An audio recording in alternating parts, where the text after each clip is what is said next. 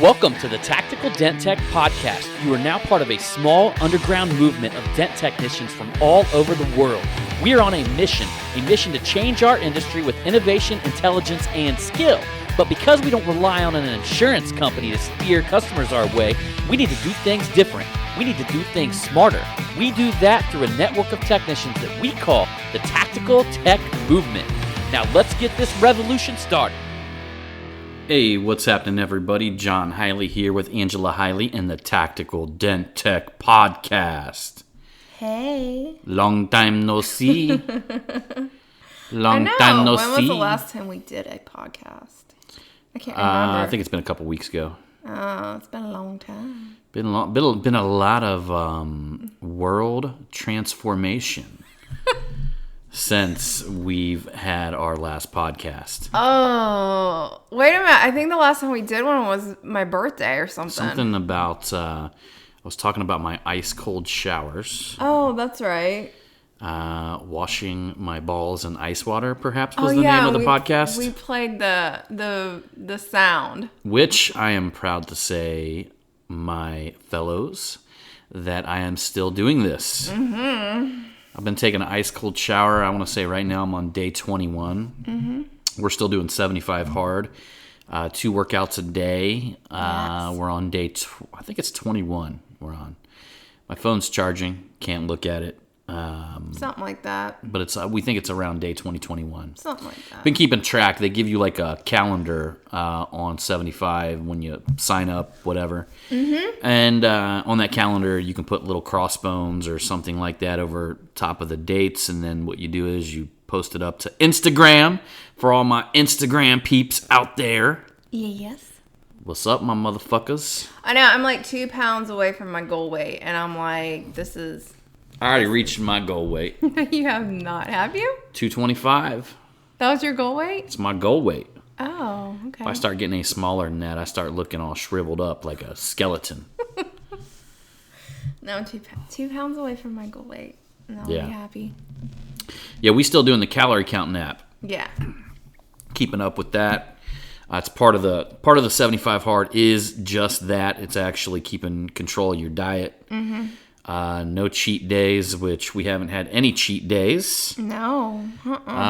Even though we were talking about pizza today, I was like, "Oh, pizza sounds that was so good." It was a near miss today. And today here in Ohio, it was a beautiful day.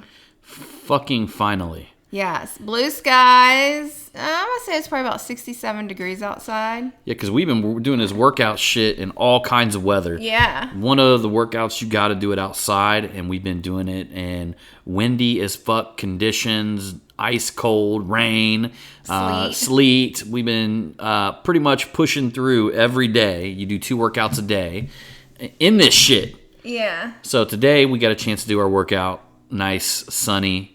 It's crazy as fuck, man, out there with the whole coronavirus thing. And Corona? Yeah, it's just so interesting, though, because I kind of feel like we're dipping back into the 80s. Yeah.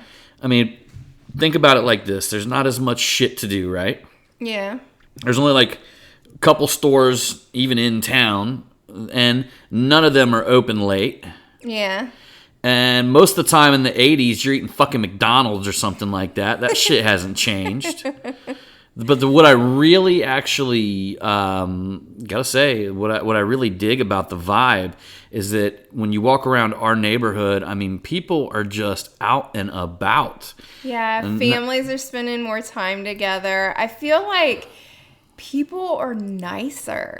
People are actually waving to us. I know, like, people are actually nicer than what they were before all this shit started going on. So weird that although we've got this social distancing thing going down, like, fucking old ladies are waving at us and shit, having conversations with people as we're walking by their house. Yeah. I can't even tell you how many dads I seen out throwing footballs or next door neighbor playing putt-putt golf with their kids or playing basketball. Yeah.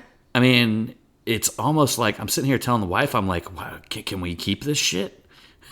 I mean, if it wasn't destroying fucking people's businesses, that's on the other side of the fence, because I have some friends that I really feel bad for them right now, the type of things that they're going through. Yeah. You know, for instance, many of you guys know Wasfi. He spoke at one of my events. And, man, he needs to get his shit up and running because, like, literally the dude owns a bowling alley that has a restaurant, that has a volleyball court, that has a complete concert venue. And I think he had to cancel 9 concerts when this all went down. Don't even know what the fuck he had to go through to do that. And then on top of that, he's got a staff of, I'd say, probably JD legends. Probably hires, they probably got like 100 people on staff or something like that. Yeah. I mean, it's a big operation. And, I mean, he's, we're going to be doing a podcast in the next few days. We're talking back and forth about potentially me jumping on his podcast and talking about the impact of this complete world shutdown, because of this fucking coronavirus. Which, I mean, it's debatable. I just like to tell people that it's debatable because when it first came out, I was like, man, this is a bunch of fucking bullshit, right? Yeah. But then I kind of wanted to step back and I wanted to say, man, am I really making these decisions? What biases am I making these decisions on, right? What political biases am I making them on that I have and that everybody has? What, just in general, what worldview bias am I crafting around this situation? And to actually figure that out, you just look at the articles you read, or the ones that you resonate with, or the ones that you read and you say, fuck yeah, that's it. And the ones that you read and you're like, it's a bunch of bullshit. Then you can really easily define the way you view the world. And as I began to kind of digest all that, I realized something. Like one of the most amazing things dawned on me is that nobody fucking knows shit. No. And everybody thinks that they're so fucking intelligent because they can get on their phone and Google, when I don't give a shit what side of the political spectrum you're on. I don't give a flying fuck what side of the whole, it's a bunch of bullshit, or wow, it's super, super serious, or whether you're a conspiracy theorist. I don't give a fuck what you say. You can get right now on Google. You can go to Google and you can Google and find an article, a doctor, a scientist that's going to support your perspective.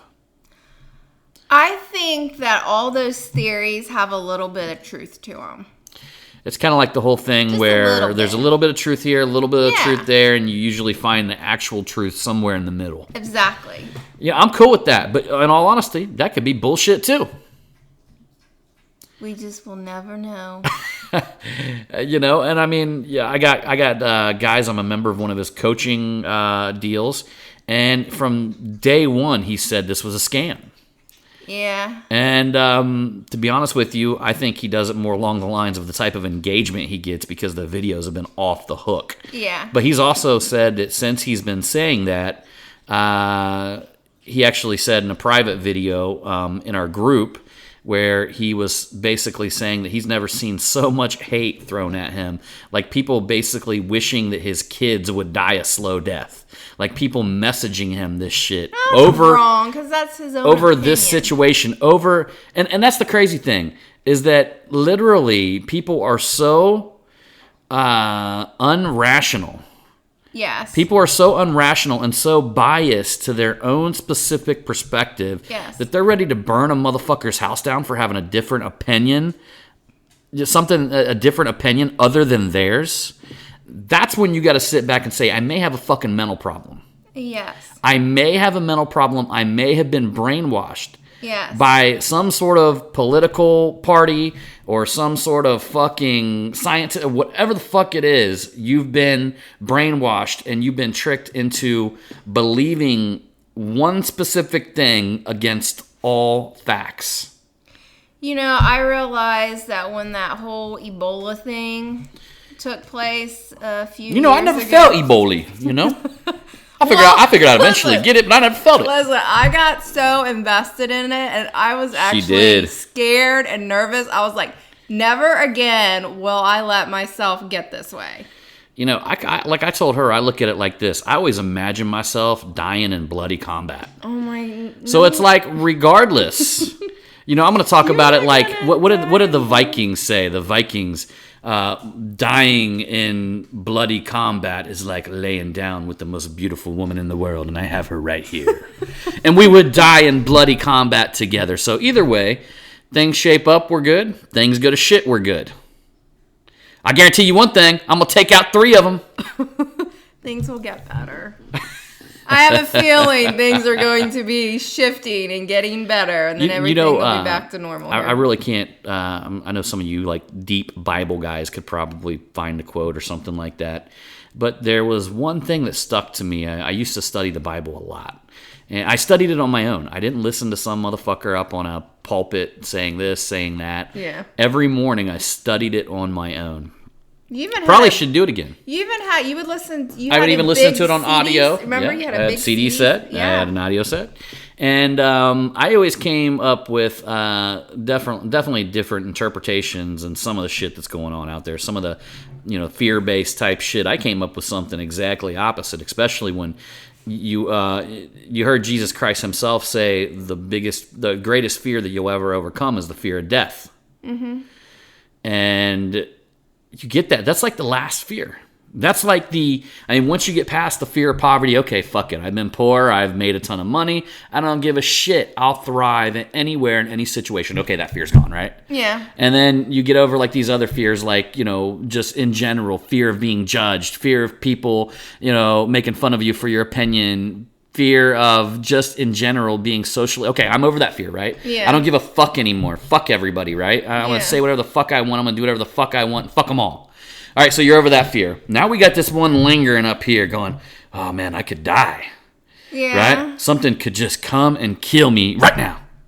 Yeah. You get past that motherfucker, that's when you made it home, What about that one time when we were walking and we were talking about, like... Remember, you were like, "Oh, if somebody threw you in a pit, and they threw you in the pit and you were like a shitload of whether it was like an animal or an insect or a reptile or something like that. Don't you remember?" Was I talking about throwing you in a pit of snakes or something? I honestly don't fucking remember this. You don't remember that conversation because you were like, everybody has a fear of like. Oh, yeah, she was asking me, like, if you're scared of something, everybody has some sort of fears. Yeah. Of course. I mean, in all honesty, I would be more afraid of being killed by a bunch of fucking snakes, like Ragnar Lothbrok, how he got thrown in, supposedly. If you go back to the old tales and you watch the show Viking, it's supposed to be based on a true story. Ragnar Lothbrok got killed by being thrown into a pit of snakes. Mm-hmm. But the whole thing about the Viking culture is that the way that you get into where they called Valhalla, which would be the equivalent of heaven, but different, because their heaven was to drink and fight with the gods on a daily basis. That's what they considered heaven. Yeah. But if you went there in total terror, you would never make it into Valhalla. So yours would be snakes. I don't know if mine would be snakes, but I'm sure there's something. Can you guys think of something you'd be scared shitless of? There's something out there that you'd be scared shitless. And I'm going to give you what we were actually talking about. I was talking about terrorists in Guantanamo Bay, because when George Bush was president, he went under the gun for some of the, what they would say, inhumane treatment of terrorists in Guantanamo Bay. Yeah. And some of that shit that was inhumane treatment was, for instance, they somehow the military, they're going to find a way to get fucking information out of you, right? Yeah. There's professional interrogators out there that are probably insanely good at just flipping through photos and watching your eyes dilate as you see a certain photo, and they'll know you're fucking scared shitless of it. Well, they actually found out that one of these, the most hardcore terrorists was scared of giant centipedes. Oh. Okay, see, you just went, oh. So they literally stuck him in a black box and would drop these giant centipedes in there until he fucking stood up and narked on everybody like a stool pigeon. Okay, I don't like centipedes, but I would kill them. I would just step on them. My thing would be, and I know probably people are gonna laugh. Maybe about they had this. they had his feet tied down. They had his arms tied behind his back. You can't kill him. You just got to let that big motherfucker crawl all over you. Yeah, I don't think I'd want a bug like that crawling on me. But Yeah. mine would be frogs. Oh, they got ways to make sure you can't just stomp on it. I don't when like it comes frogs. in. That's like my biggest thing. I hate frogs. See, now that I wouldn't give a shit about. Oh, I hate them fuckers. Ugh, they're like I could like hang out with frogs. I could No. just fucking chill out and have a frog on my shoulder. No. I remember one time in the backyard there was a toad that got underneath like Layla's bowl, and I remember picking up her bowl to give her fresh water, and there was that like toad. Oh, and it was like jumping at me, and I was actually telling her a story earlier because I don't know, something about this serene day with John everything. wants to get, remember the bikes? How we were talking about Yeah. getting So we're bikes? talking about getting a bicycle, and then she pointed out these like weird looking beach cruiser things that these like 80-year-old people jumped on and was They gonna had a take off nice riding. look. It looked like the seat that your rear end would sit on looked very Look, comfortable. I want an old school like a BMX. You guys remember that growing up? Like I don't even know it's a BMX, like a mongoose. Where you can spin the front around. It has the pegs. It's got the pegs on the front and the back. That's what I want to roll through the neighborhood. And like while I'm pedaling, I want to be able to spin the thing backwards. Yeah, but you even told me, you're like, oh, that'd be a good idea. It'd be like really good exercise. He's like, because then you could stand on the back, and then we would switch, and I would stand on the back, or you would stand on the back, and I'd be pedaling, and I'd be like, dear God. That's like an extra 100 pounds right there. It's so funny because and granted, guys, I mean I've held snakes and stuff like that, so I'm not deathly terrified of them. But when I was younger, I was telling her a story. Me and my buddy rode over to the creek, and this guy, he's about 5 years older than me. So we head on over to this creek, and he ends up catching a snake, okay? Ends up pulling it out, and we're actually riding our bikes back home. And he's holding the snake out. So he's actually, if you could imagine, when you catch a snake, you want to catch right underneath its head, right? And he knew this, so he's kind of got his hand wrapped around the underside of the snake, and he's literally got his thumb over top of the snake's kind of like eyes and holding its mouth shut. And he's riding his bike down the street, and he's got his arm out. So at one point, his arm gets tired, and he sits there and he tries to talk me into taking the snake from him. So being that I'm hanging out with some dude that's like 5 years older, you know what I mean? I don't want to tell him that I'm afraid of this snake. So we go and we try to do the exchange. And at that point, I try to grab the snake. And as we're handing it to each other, somehow his hand ends up getting lower. The snake's head gets loose. And he literally is holding the snake. And there's like 4 inches of the snake's head loose. So it's like, if you can imagine, it's pissed off because it got picked up. It's a giant black snake. I wouldn't say giant. I'd probably say like a 4-footer. Like it was literally all the way down to where its tail was like kind of like dragging the concrete when we're riding this bike, right? And he ends up trying to catch it with his other hand, and the snake leached on, bit his thumb, and he had to jump off of his bike and literally beat the snake on the ground until the snake came off and got off his thumb. Well, as seeing that as a kid, I mean, fuck no, I'm not going to try to just walk up and grab a snake. Try to get bit like that. What about you? You got any snake stories? No. You got like maybe a trouser python story? No. No. No, I don't. So, yeah. Sorry, guys. Yeah, it's been a long time no see. We'll try to keep busting these podcasts out.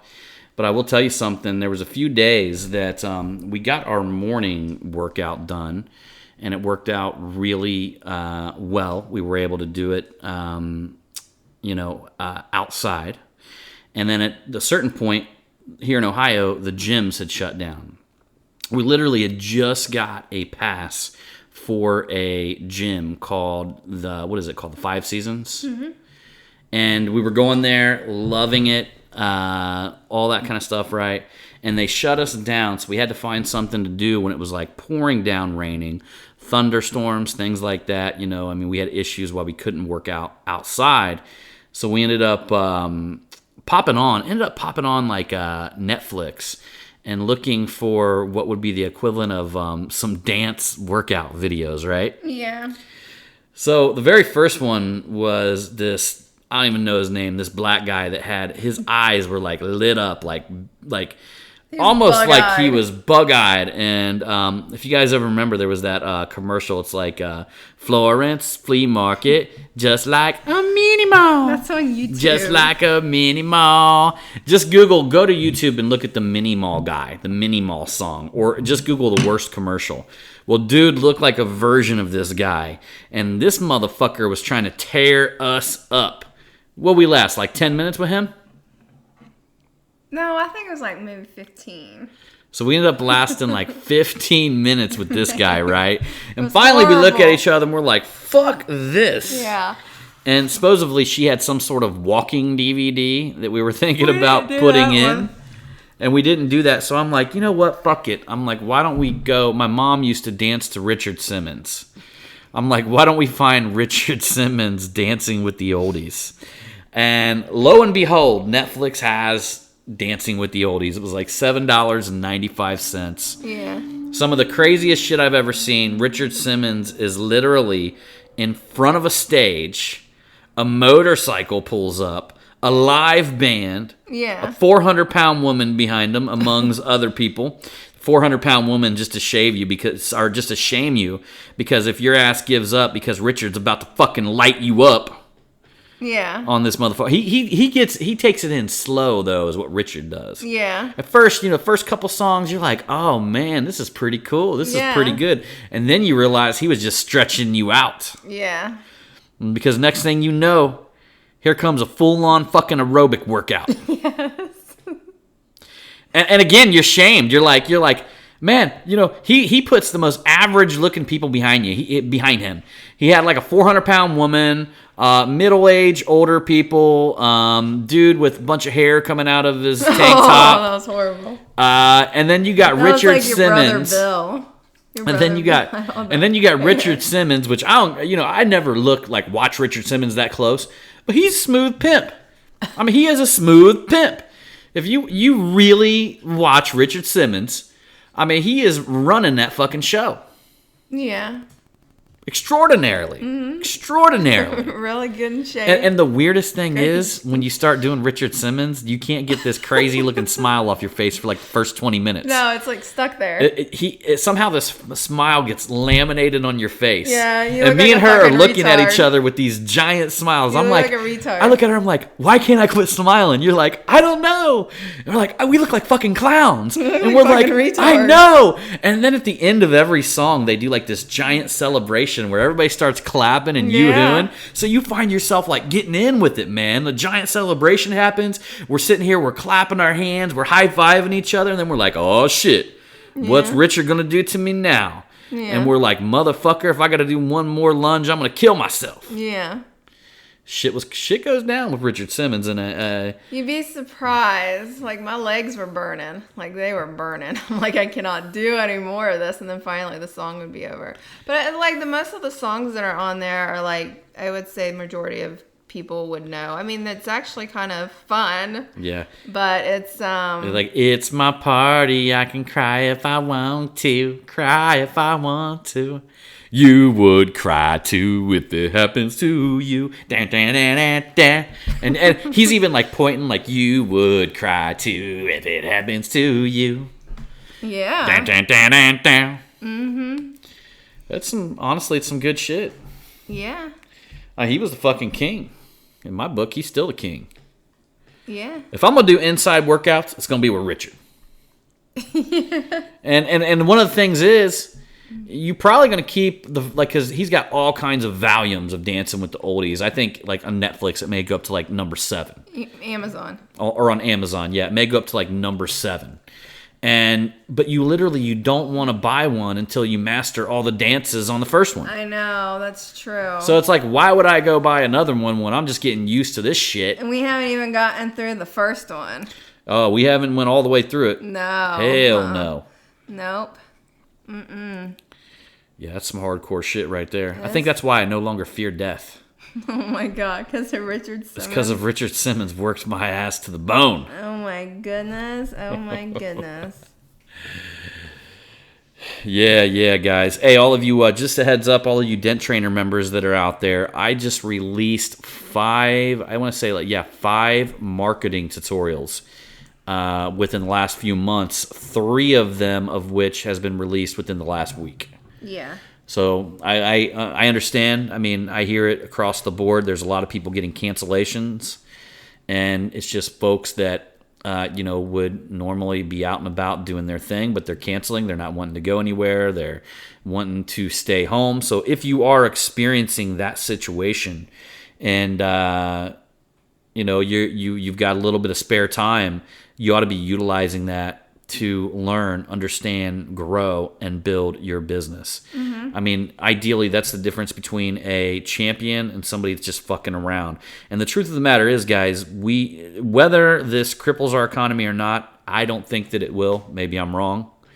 But this goes to show you that if you do not have a strong business, let's just say that you're a business that's working on overflow. Okay, so all the other companies that are leading your market are making X amount of money, but you happen to be just getting that overflow, right? So you're busy, you're steady, you're getting a lot of overflow, you're taking care of things. Maybe you have all your eggs in one basket. You're working a car dealership. Cars are not, they pretty much, I just bought a new car for my son, who totaled his car a couple weeks ago. Yeah. And they said I was like the first person they seen all day, So things are going to slow down on that end of the market. But what I'm talking about here is if you're an individual who's been working on overflow, you got some other market leaders ahead of you. Right now is the time to get down to the grindstone and begin working on your business. Okay? So when you're not working in your business, you need to be working on your business. That's the conflict that a lot of paintless dent removal, in my opinion, and you guys know that I've worked with a lot of paintless dent removal technicians, and I've talked to a lot of them about their business models, how they work, how they function. Well, one of the biggest things that stops a paintless dent removal company from being the biggest and the best is because typically they are not only the owner, but they are the manager of their business, and they're also the technician. Yeah. And to fill all 3 of them roles, there's always going to be one role lacking, okay? And let's just say we call the owner the entrepreneur, okay? Because the owner is the one who wants to grow the business. The manager inside of us doesn't want to grow the business too fast because then we're not going to be able to fulfill the fulfillment will be lacking. We're not going to be able to, things will just get too crazy. Things will get too hectic. And we're not going to be able to take care of our clients and customers. It's going to make us look bad. So that's the manager inside of us, right? The one that, schedules, the one that books like a week out. And then the technician inside of us is always saying, well, I need work today. Why is there not any work in front of me right now? Yeah. So what happens is a lot of paintless dent removal companies that are working with 1 to 3 employees, they usually all carry the same thing where they've got 3 personalities working inside of them that are all fighting against each other. So it's literally, the manager, the technician, and the entrepreneur, and each one of them personalities come in conflict. But right now is the time to be the entrepreneur if you do not have work in front of you, okay? So your technician role, you may be feeling antsy because a lot of people, if they don't have busy work in front of them, right this moment, they start really getting antsy. They start really getting, disrupted because of that. That's because the technician inside of you needs that work in front of you for security, okay? Yeah. All right. The entrepreneur side is what's going to have to come out. You're going to need to, during your downtimes, during times where, your phone might not be ringing as often, you need to give the clients and customers in your marketplace a reason to pick you, okay? And, going full circle back to the Dent Trainer videos that we've been releasing, there's a lot of content in them tutorials. I mean, you want to cover social media? I got one up there from Mike Toledo. You want to cover your website? I got one up there from me. You want to talk about branding? We just launched one from Amanda Koss to talk about your image, what your logo looks like. You want to talk about adding an additional revenue income stream to your business? We launched one from Steve Cruz. That's if you go into denttrainer.com, all you Dent Trainer members, you go to the new release section. Click on that. Just scroll down. It might be a couple pages back. That's one of the ones we launched about a month ago. And then we also, let me see, I know that we launched another one. Oh, yeah, we also launched one specifically on Google AdWords where we had the Dent Lion, Jason Huddleston, did a presentation at Mega Media. I think it was 3. Mm-hmm. Yeah. So lots of good shit in there.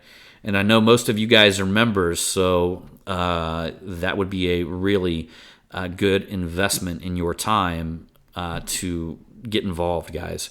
Right now is the day and time that you... In fact, I'll tell you one thing. Facebook's off the hook right now because there's more eyeballs on Facebook at this moment than anything. Yeah.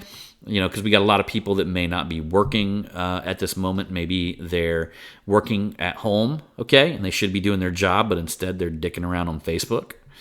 And then, there's just so many things going on right now that it's pushing people towards digital platforms and spending much more time on there. Yeah. So because of that, you do not want to go silent during this time. Okay. Yeah.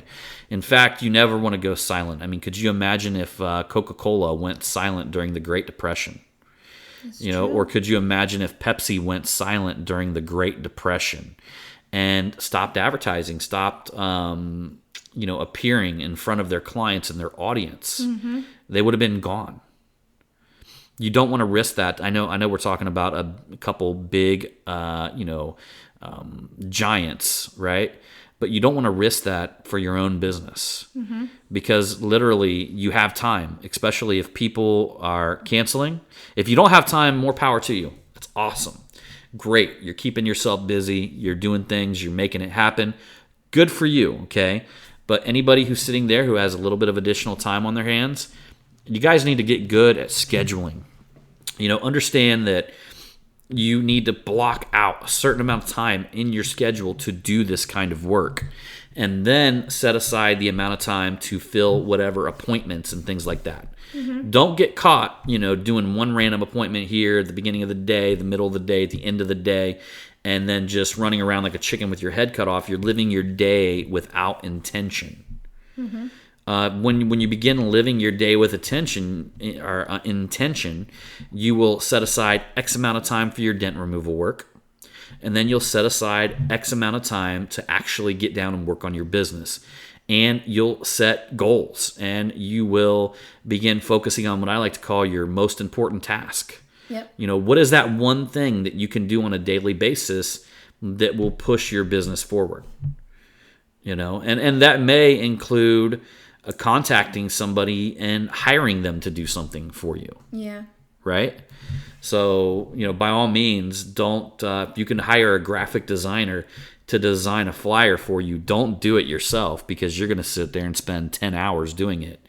And, if your time's as valuable as my time, you're going to quickly realize that you could have hired somebody to probably do it for $20 or $30, and you spend all day, maybe 2 days doing something.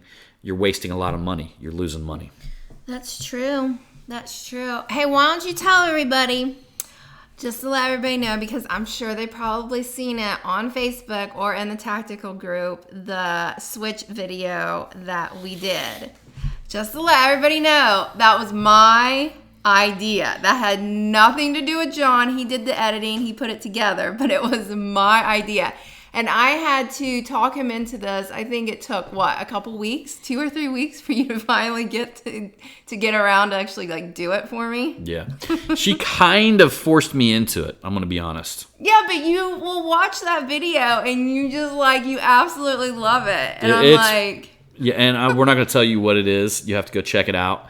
You can check it out on my Facebook, on my timeline, on her timeline if you're friends with her. You can check it out on Instagram, my Instagram peeps. So it's on my Instagram grid. And it's in the tactical group and it's in the well. Tactical Dent Tech group. But basically what it was is the first one that I seen, it was J-Lo did it. And I thought, oh, that's pretty, I didn't find hers very funny at all.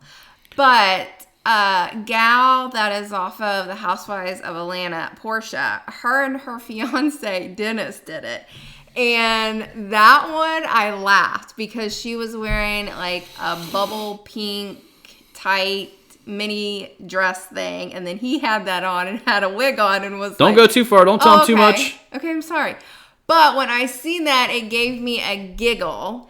And I was like, this is right up me and John's alley. And I know that ours would be like hilarious. And it was. Yeah. It was good. Yeah. So, that being said, Tactical Dent Tech peeps. Appreciate you for coming along and listening to this latest podcast. What are we going to name this one? We're going to name this one like Richard Simmons and Coronavirus. I guess. You're such a turd, but I love you. I am such a turd, but she loves me. Yes, you're my squishy turd. All right. So that's it, guys. This is Richard Simmons, Chrono V19. We can't put switch on there? Chrono V19. You won't get the title too long. Oh, that's true. That is so true. Yeah. So anyhow, speaking of the switch, I'm about to turn off this switch. We'll see you on the next one. And remember, damn it, I can't remember what that is. She doesn't even have one. Your vibe attracts your tribe. Did I get it right? Wow. I got it wrong?